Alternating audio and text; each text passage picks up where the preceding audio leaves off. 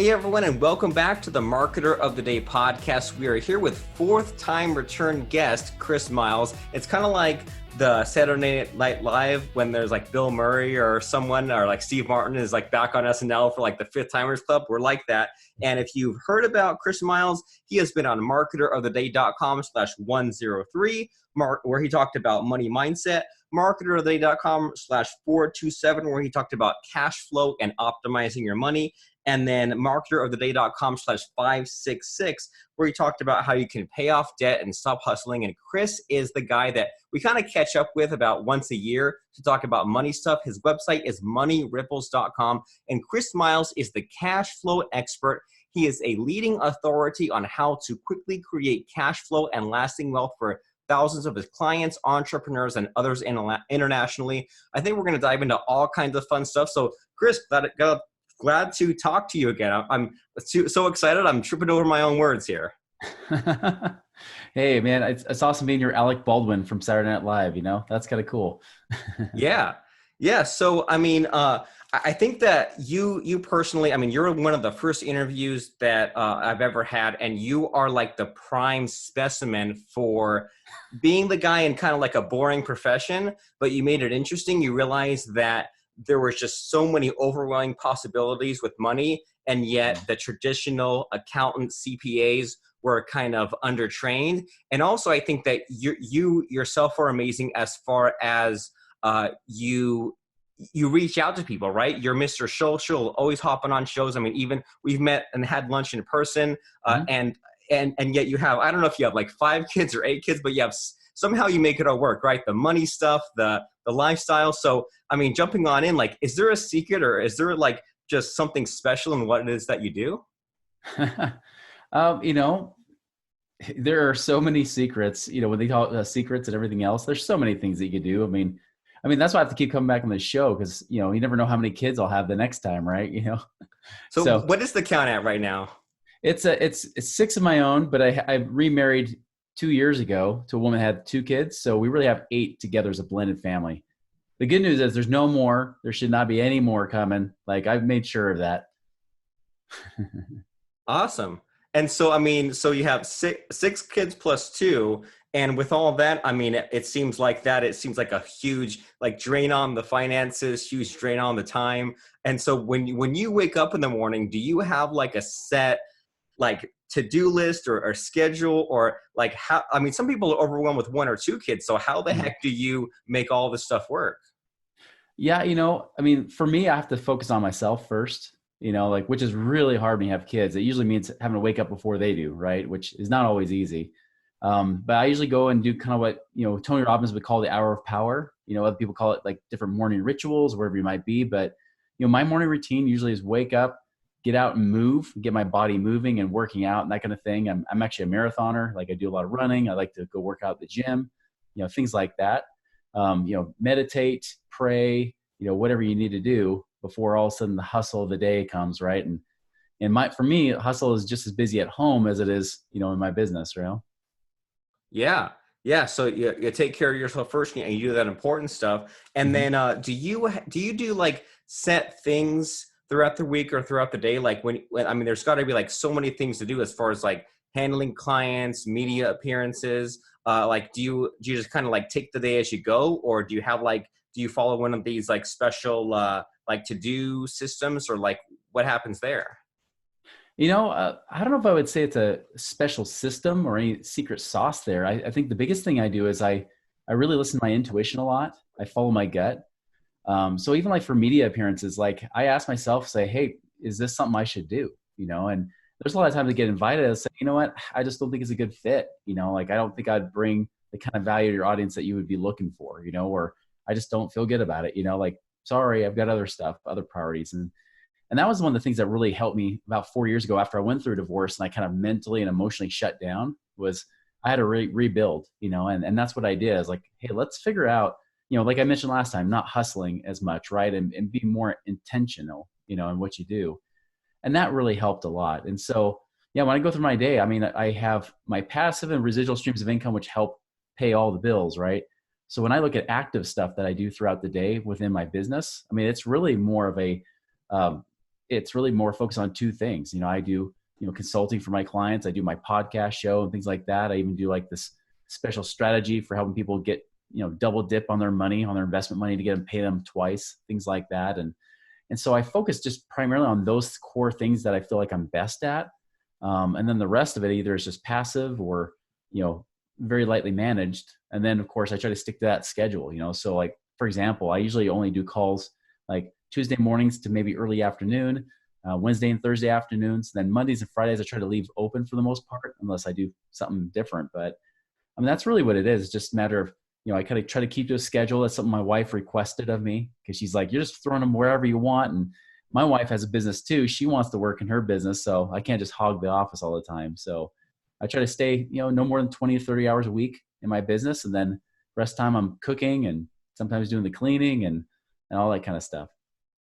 Awesome. Doing the important things and doing your hobbies like your marathoning and speaking. So you said that you do the servicing clients and podcasting. And speaking of your podcasting, your Money Ripples podcast, I saw the other day on social media, you just passed 200,000 downloads. So congratulations there. And then I saw in the, yeah, you're welcome. And then the comments there are a few people saying like, well, what's the secret? How'd you get so many downloads? And you just said, I kept going, right? I kept on pressing on and making the episodes and doing the interviews and the content. And like it seems like there's so much to that of like, you know, it's easy to like make so many plans that you don't take any kind of action. And I mean, you're Mr. Money and accountant, you know, like you have to make some kind of plan and then move forward, realizing that the plan might change or that you might have to somewhat build the airplane on the way down. And I think that that's so huge right there in that, you know, with your podcast, you just kept going. You said, here's what I'm going to create. I'll make some episodes, but then it might change or the focus might change or even what my business is or what my business says might change, but that will only manifest itself as the work takes place, right? Yeah. Yeah, there's always a front stage, backstage, right? I mean, the front stage is what everybody else in the world sees, you know, like people see me as like cash flow expert, anti-financial advisor, and they see me, you know, doing different stuff. Sometimes they're just like, do you just run? You know, is that what you do? Even though I only run 3 days a week usually, you know, but you know, it's whatever social media shows people, right? But then there's the backstage of, you know, like for example, the podcast, I was doing one a week. And then about last year, I decided to switch to 2 a week, you know, and I thought I'll do that. And now I'm up to, I mean, I'm not as high as you've been. I mean, I'm like 300, almost 350 episodes, you know, but, you know, I'm getting up there. And, you know, and I think, I always think of the quote, and I think I don't think there's even an author attributed to it. I think it's anonymous. But it says, you know, life's battles don't always go to the stronger or faster man.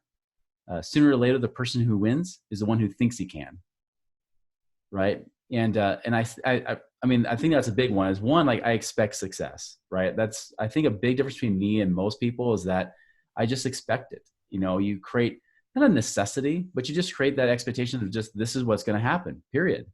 You know, there's not the doubt. You don't throw the doubt. Even when the doubts creep in, quickly brushed aside and it's like, go by, you know, you're gone, see ya. And that's it. Right. But then from there forward, like now you have that belief and that just that knowingness. It's not just a, you know, could this happen? Is a possibility? It goes more from like a possibility or improbability to more of an inevitability, right? It inevitably has to happen. And when that starts to occur, then your actions start to align with that. Things start to just buzz. Like there's that, you know, if you believe in the law of attraction, like things just really attract you. The right people show up and it's almost effortless. It's just like getting that bicycle going. You have to pedal really hard in the beginning, but as you get it going, get the momentum, then it's just nice and easy. There's a nice rhythm to it, right? And that's kind of where I feel like I've been because I haven't given up. I haven't just, you know, started to pedal the bicycle and said, oh, it's so hard. All right, put the bike down on the ground.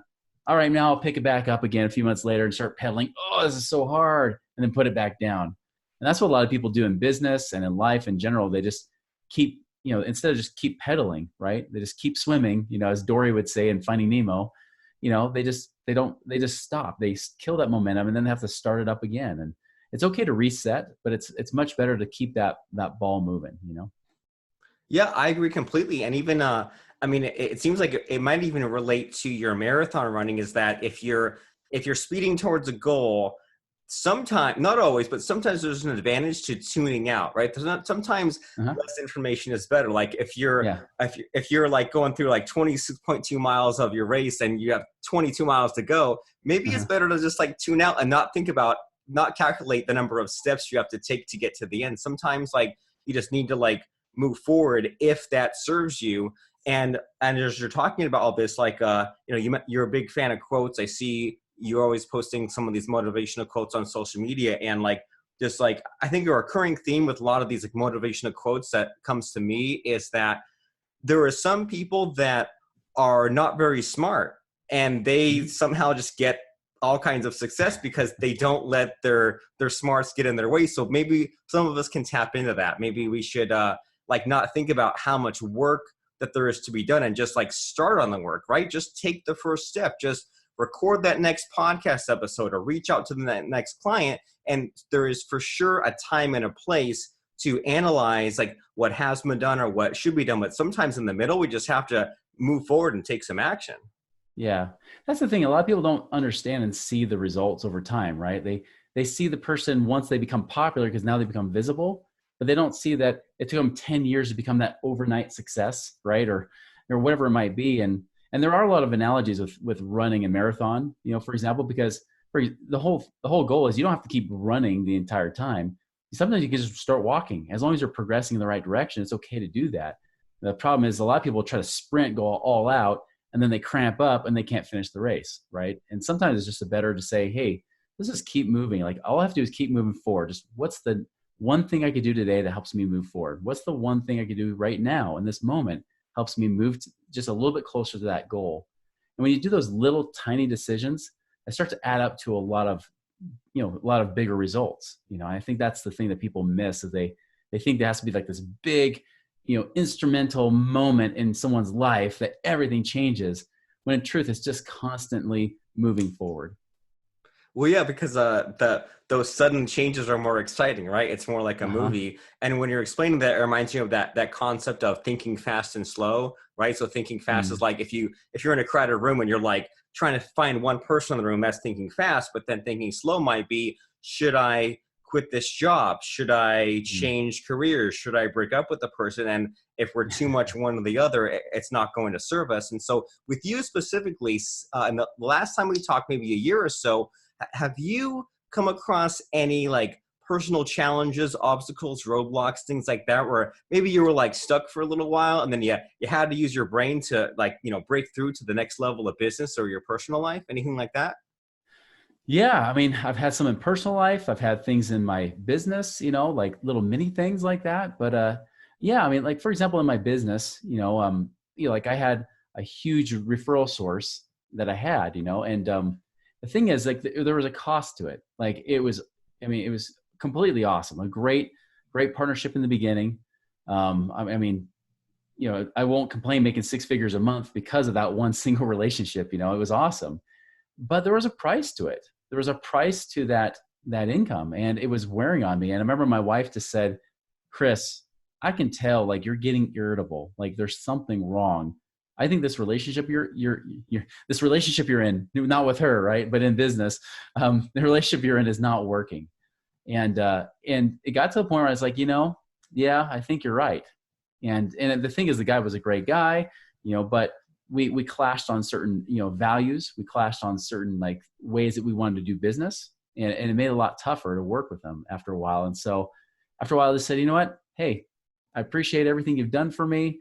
Right now, I'm just going to call it quits on this relationship, and it was kind of a scary moment because it's like, I was really loving all the extra gravy, right? Like I've already got plenty of streams of income coming in, but when you have an additional 6 figures of income coming in a month, it's kind of cool. It's kind of fun. You can accelerate all your goals and dreams and everything. But I was like, I'm just going to trust that process and go with it. And I'll tell you, like emotionally, it was so much better to do that than it was staying in it. And again, it opened up lots of doors. It was a great thing in the moment, but it wasn't a good long-term thing. And since then I've, come right back and there's other things that have come into my life. I've had like great relationships and masterminds and things like that I've been a part of that has really made a drastic difference. And now it's less stress, but still great money, that I'm making in my business, great revenue. I'm making even a bigger impact, I think, now than I was even then.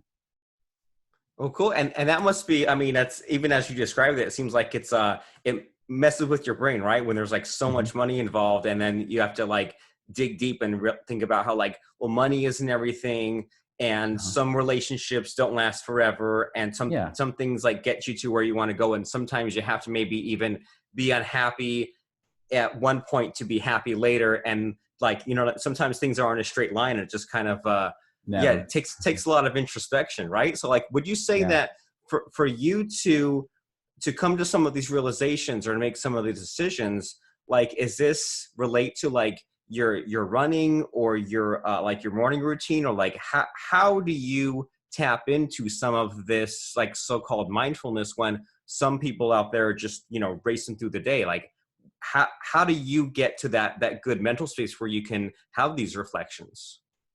Yeah, I think the thing that helps with it, but the thing that also hurts, right? And I've experienced both, is that to have that mindfulness, you got to have time for, like feeling things out, right? Um, it's if you get caught up in the hustle of everything, like a lot of people do, and you're trying to work 100-hour weeks, you really won't have a moment to really question things. You just keep running, right? It's like brain off running. You're just running, running, running, running, running, but there's no real strategy behind it. But if you start to say, like, wait, I need to listen to myself, like what's really true here? I had that same problem 4 years ago when I changed my business, and I remember business coaches were saying, hey, you need to keep that funnel full, right? So keep it coming. So you need to do 12 events a year. And this is after I did 6 events and about burned out, these 2 or 3 day events, right? And I'm like, 12, like I can't even fathom that. And so I did the opposite. I actually ended up doing 3 the next year, and I made way more money doing that than I did doing 6. Or I think I think I would have done worse doing 12 than I would have done even doing 6 again. But that 3 made more money. Now I only do 2, and I don't even try to fill seats anymore. I don't try to like put butts in seats, as people say. I just do more of a mastermind with my clients, and occasionally I might invite an outsider in that's kind of pre-qualified. I might allow them to come in if there's some room, but that's it. Like I'm not forcing anything. And I think there's a difference. There's a concept out there called power versus force, right? Whenever you're like trying to, like, if you ever had like a screw that's stuck and you get really impatient, you just start stripping it and ripping the screw apart, right? And that doesn't help you at all. And that just makes it harder versus turning your brain on and saying, wait a minute, it's not really just forcing this. Let me just try to ease into this. And eventually you'll end up getting the screw looser faster than you would just trying to force it. Plus you're not breaking things in the process. And I think people do that with their lives. They try to force results, try to make it happen, right? As you hear people say. And the problem is you try to make things happen so much, you try to force things so much that you actually repel the very results you want to get. And so I think that's a very important thing to remember is when you're looking at your business, it's good to not just spin your wheels fast and just burn rubber, but not actually grip the road. It's good to let that rubber grip the road, get some good traction, and you'll go way faster.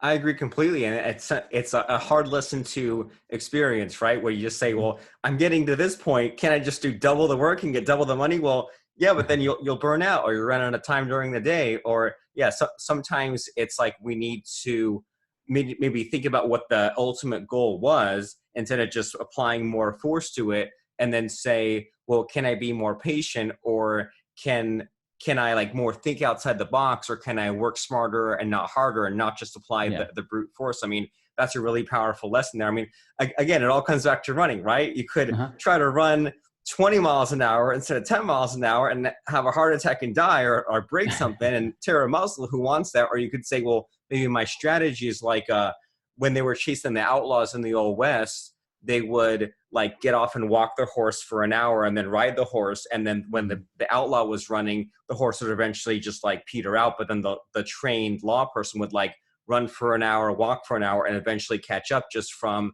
having a more consistent, sustainable strategy and not Right. just flying by the seat of their pants. And so like we're throwing out all kinds of analogies with the peeling rubber and stripping the screws. But I mean, whatever gets the point across, right? With people who are just working too hard, and maybe there's a better way. And so as we're wrapping up, winding down, I want to make sure that we cover a little bit about the money stuff, because you're the money Mhm. guy. And I remember we first met maybe 3-4 years ago, and I was really stressed about money then. And like, Mhm. money's always a thing to be maybe more than 0% stressed out, but it shouldn't, take up too much of our lives. But Yeah. I had a problem back then even looking at bank accounts, right? I had a problem even looking at bills. And sometimes, back to the force analogy, like we can have more money coming in, but then have more expenses, and then it's just Hmm. double the problems.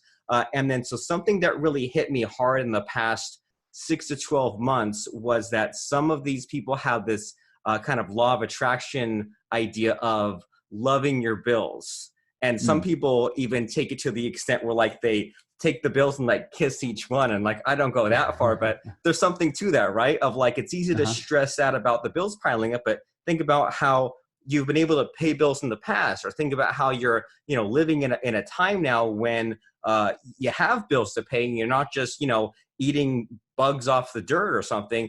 And so as far as either like money mindset or money strategy, is there anything that's come across your radar in the past year or so that we think we should like sit up and pay attention about, as far as just like how to get a slightly better handle on our money these days? Yeah, I mean, I'll add to what you just said there, because the thing that bridges between these two topics of what we're talking about in business and with money, it really comes down to scarcity or abundance, right? If you're in the scarcity world, the scarcity thinking, there will never be enough. There's never enough time, never enough money. And most time when people hustle, it's actually not a result of abundance. It's usually because of scarcity, because they feel like they got to do it now or else, right? It's got to happen. They got to force those goals, right? And the truth is that if you just trust and have faith and move forward confidently, you'll realize that money is not a hard thing. And if you really put it into the real world sense, not just law of attraction, airy fairy stuff, right? But real world sense is when you show up confident and abundant and at peace, you attract people. You attract people. People want to give you money, especially if they know you're creating some sort of value that's good for them, right? They want to do that because they feel like, hey, this is not a forceful thing. He's not trying to push me into this. He's inviting me, and I feel like I'm just drawn to it. And I think that's the key with money is, especially if you want to make more money, is stop trying to make money.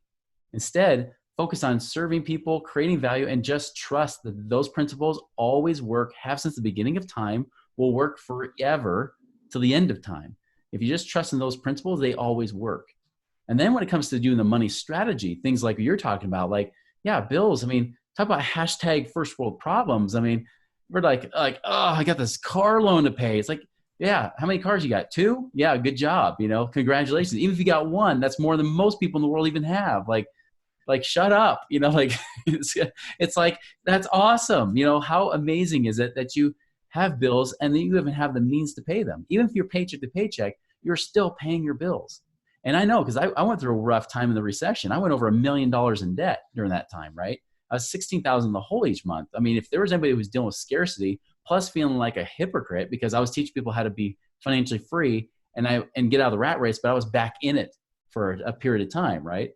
Like I was trying to help people do that. And I realized at times like, hey, I'm still alive. I'm still breathing. How grateful am I? And I think if there's anything you can learn, especially this time of year, is be grateful. Like be grateful for everything that you have, because whatever you appreciate appreciates. It grows, right? Just like a house value appreciates. You appreciate something, you will have more of it. Whatever you start complaining about, I guarantee you will eventually lose it. So be careful what you complain about, and also watch what you're grateful for, because you'll find, when you're watching your money, even when you're spending money, things will get better. Like it'll feel like magic in some ways, because, it doesn't matter. I mean, even though I teach tons of financial strategies on my podcast, the truth is that I can never make somebody financially free. That financial freedom has nothing to do with your bank account. It has everything to do with your state of being and a state of mind. Amazing. And it's kind of like that thing of like where if someone's not asking for help, or if someone is not open to help, then it doesn't matter what you say, the message won't get through. So Yeah. maybe we could all take that advice to heart. If we are not mentally ready to improve our financial situation, dig ourselves out of that hole, be more responsible, think more long-term, whatever it is, if we're not yet open to it, then it's not going to let in. So maybe it's time for us to slow down, trust the process, and accept this new way of thinking. And I love that saying that you said, what you appreciate appreciates. I don't know if that's one of those anonymous quotes, or if it's taken, or if that could be the title of your next book. Like there's something to that. Like we can I'm sure appreciate somebody's something. got it somewhere. Someone must have taken it. Yeah. But like, Yeah. because you can appreciate something in the emotional sense, but then there's like appreciation versus depreciation, like money wise. I mean, yeah. And it's like, it ties back to like law of attraction stuff, right? Whatever you focus on grows. and Mhm. it's easy to it's way easier to have that negative down in the dumps, everything sucks mindset, but it's not going to serve you. No, it might make you feel good long term, but it's just going to Mhm. lead to a downward spiral. Why not go for an upward spiral and have a more positive outlook and a more positive money mindset? And I think that at some point or another, we've all come across that dude that is cool and is good with money, right? That money Mhm. isn't just numbers in the bank account, but he says, well, I'm going to put it in this term life insurance, and they're going to make money on this twice, and we're going to grow this and pay off that and invest it in Mhm. that. And Chris Miles is the guy to pay attention and listen to, because he can just somehow make his money flows, right? The whole concept of money ripples, it's true. You put your money in something, and it can lead to all these bigger and greater things. And so, Chris, you have your Money Ripples podcast. I know you have books and websites. So can you give us some URLs, some resources, some places to go for us to keep this party going and hop on the Chris Miles money train here?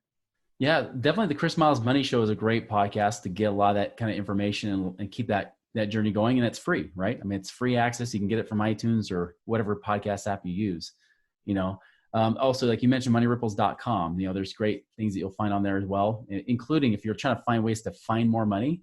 There's the book called Beyond Rice and Beans: 7 Secrets to Free Up Cash Today, which actually talks about how of my clients, my average client has found, not even just talking about passive income they create, but just found about $34,000 a year.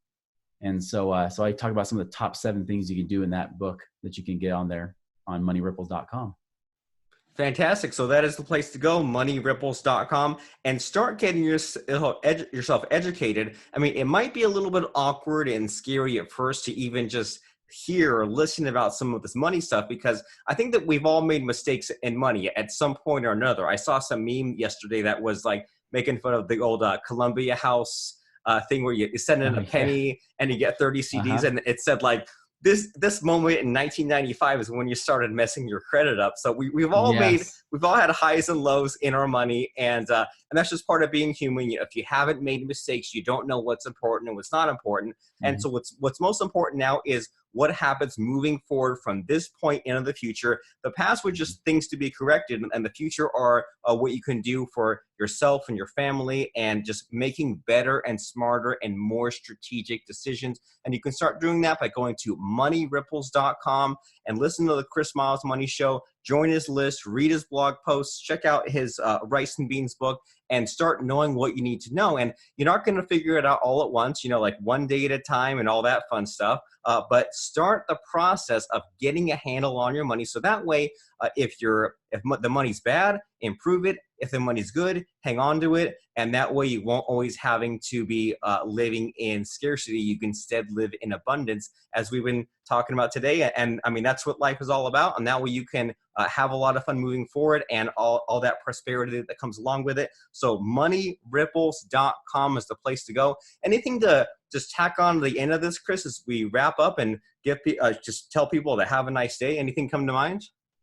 Yeah, seriously, it always comes back to abundance, right? And I'll tell you, no matter how bad you think your situation is, there's always hope. Always hope. If there's anything I've learned, I've been through the ups and downs, probably worse than almost anybody listening to this podcast. But I'll tell you that there is light at the end of the tunnel. It's just a matter of how well you stick to it and just keep moving forward. Fantastic.